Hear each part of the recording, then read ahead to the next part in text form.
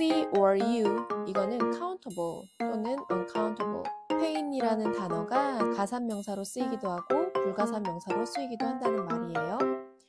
여러분들이 모르는 단어를 찾아볼 때 어떤 사전을 주로 사용하세요? 그리고 여기 A2라고 나와 있어요. 유럽 언어 공통 기준에 따른 언어 수준을 나타내요. 안녕하세요. English Collocations in Use Intermediate 벌써 세 번째 시간입니다. 교재를 가지고 계신 분들은 10페이지를 펼쳐주세요. Unit 3. Using your dictionary. 사전 사용하기에 대해서 함께 보실게요. A good learner's dictionary will give you information on collocations. 좋은 학습자용 사전은 당신에게 콜로케이션에 대한 정보를 제공해 줄 것입니다. Sometimes the information is highlighted in some special way. 때때로 그 정보들은 어떤 특별한 방법으로 강조되어 있습니다. In other cases, 아니면 the examples used in the dictionary include the most common collocations. 사전에 사용된 그 예문들에는 가장 흔하게 사용되는 콜로케이션들이 포함되어 있습니다. In the Cambridge Advanced Learners Dictionary, 줄임말로 CALD, common and useful collocations are given in bold type. 캠브리지 고급 학습자용 사전에는 널리 쓰이고 그리고 유용한 콜로케이션들이 bold type, 굵은 글씨로 제공되어져 있습니다. Look at the CALD entry for the word pain and note how useful collocations are highlighted in bold. 캠브리지 고급 학습자용 사전에서 pain이라는 단어의 설명을 보세요. 그리고 얼마나 유용한 콜로케이션들이 굵은 글씨체로 강조되어 있는지 확인해 보세요. pain, 이게 발음기호 나와 있죠? 그리고 명사입니다. known, 명사예요. see or you, 이거는 countable 또는 uncountable. pain이라는 단어가 가산명사로 쓰이기도 하고 불가산명사로 쓰이기도 한다는 말이에요. 자, 여기 보시면 첫 번째 뜻, 두 번째 뜻 확인하실 수가 있습니다. 컬로케이션들은 이렇게 굵은 글씨로 표기되어 있어요. 페인과 함께 쓰일 수 있는 단어들이에요. 첫 번째 뜻을 먼저 확인해 보시면 A feeling of physical suffering caused by injury or illness. 육체적인 고통을 느끼는 것을 말합니다. 그런데 그 육체적인 고통은 부상 또는 질병에 의해서 유발된 신체적인 고통의 느낌으로 정의하고 있어요. 그래서 여기 예문을 보시면 Her symptoms included abdominal pain and vomiting. 그녀의 증상에는 복통과 구토가 포함되어 있다. Are you in pain? 하면은 당신은 고통스럽습니까? 당신은 많이 아픕니까? 이런 뜻이겠죠. Are you suffering from pain? 이라고 바꿨을 수 있겠죠. 다음 문장 보실게요.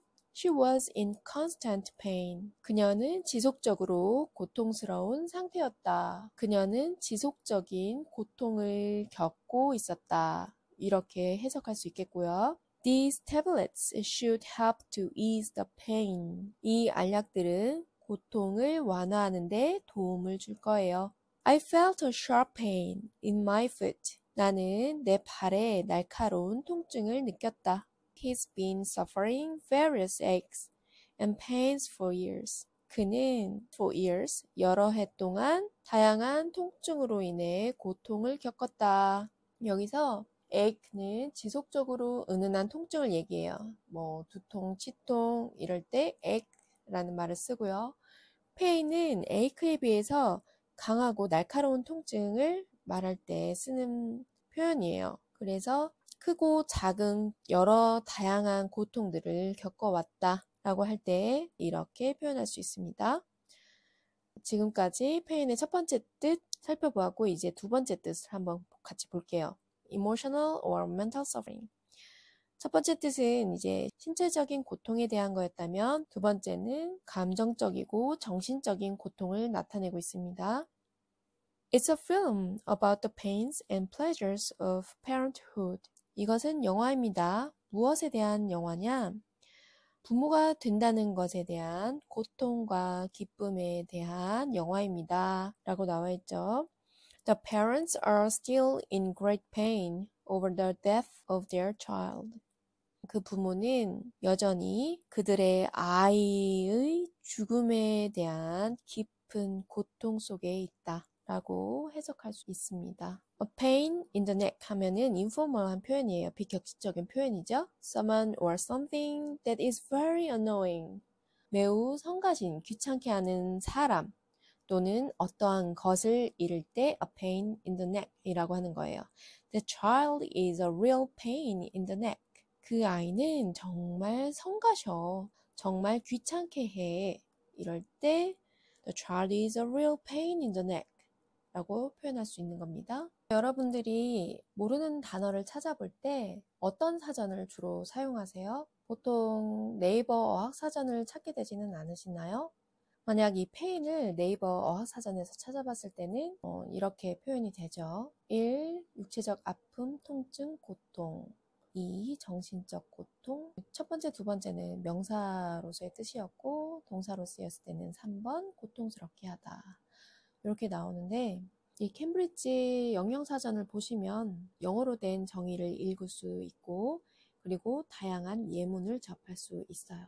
또 본문에 나온 바와 같이 우리가 꼭 알고 있어야 할 콜로케이션들은 이렇게 굵은 글씨로 표현이 된 것도 볼 수가 있습니다.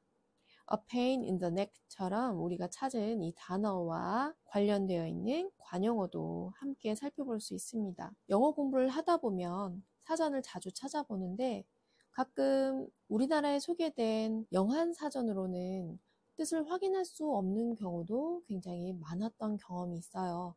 그래서 저는 일단 한두 번은 이제 명시적으로 이 말이 우리말로 1:1로 어떻게 번역이 될까 찾아볼 때는 영한사전도 많이 찾아보지만 뭔가 뜻이 미묘하거나 명확하게 사전에 나와 있지 않을 때는 영영사전을 주로 찾아보는 편이에요. 그래서 영영사전에 대한 것은 따로 영상을 제작하거나 아니면은 블로그 글을 써보든지 할 예정이에요. 왜냐하면 그만큼 영영사전은 영어를 공부하는 사람들에게는 꼭 필요한 필수품인 것 같습니다. 일단 이 영상에서는 콜로케이션에 대한 걸 보고 있으니까 이 정도로 하고 다음으로 넘어가 볼게요. 자, 밑에 보시면 Online dictionaries are very useful because you can search for a lot more information very quickly. 온라인 사전은 매우 유용합니다. 왜냐하면 당신은 보다 많은 정보들을 매우 빠르게 찾아볼 수 있기 때문이에요. The Cambridge Dictionary provides definitions as well as more examples, including the keyword and links to the smart thesaurus.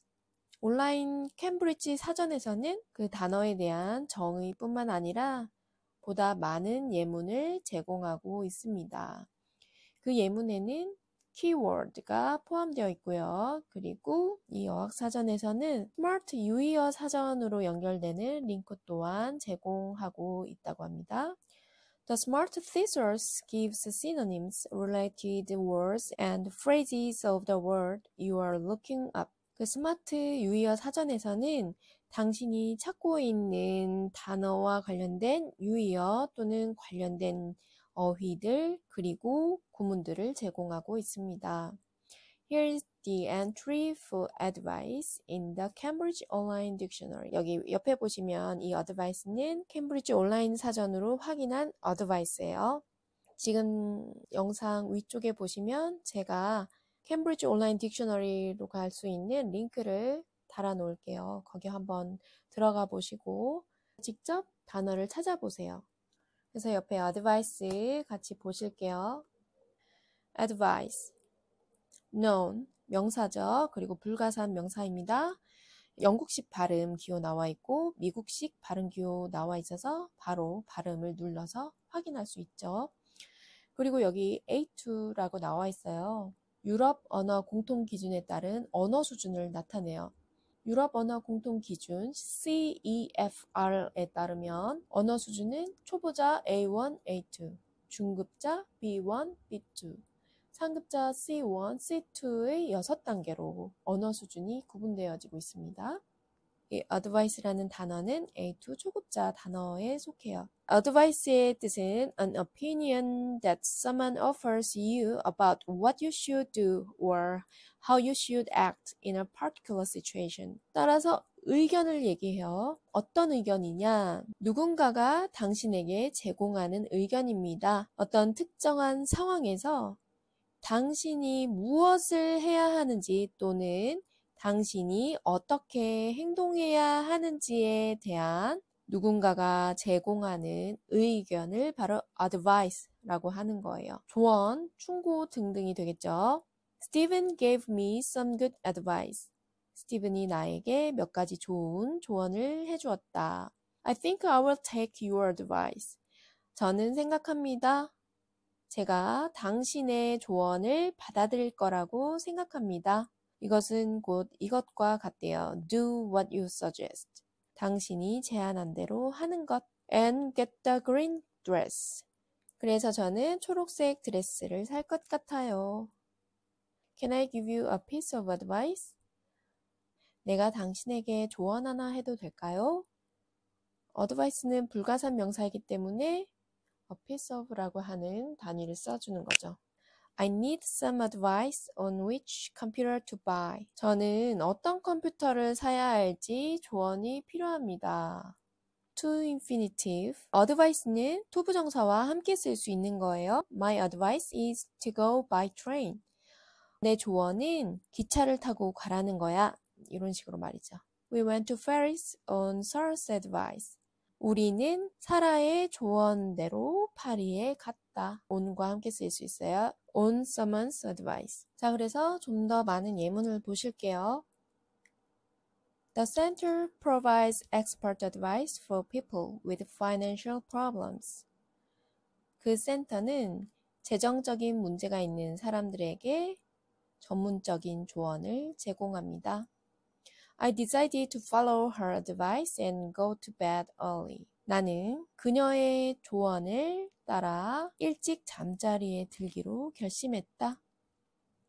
The service offers young people practical advice on finding a job. 그 서비스는 젊은 사람들에게 구직과 관련하여 실용적인 조언을 제공했다. I've always valued her advice. 나는 언제나 그녀의 조언을 존중했다. 그녀의 조언을 가치 있게 생각했다. 이렇게 해석하시면 되겠죠? You should get some legal advice before you take any further action. 당신이 더 이상 다른 행동을 취하기 전에 법률적인 조언을 얻어야 합니다. 자, 그래서 이렇게 영영사전을 활용하면 우리는 많은 정보들을 그 안에서 얻을 수 있을 거예요. 자, 밑에 부분 함께 보실게요.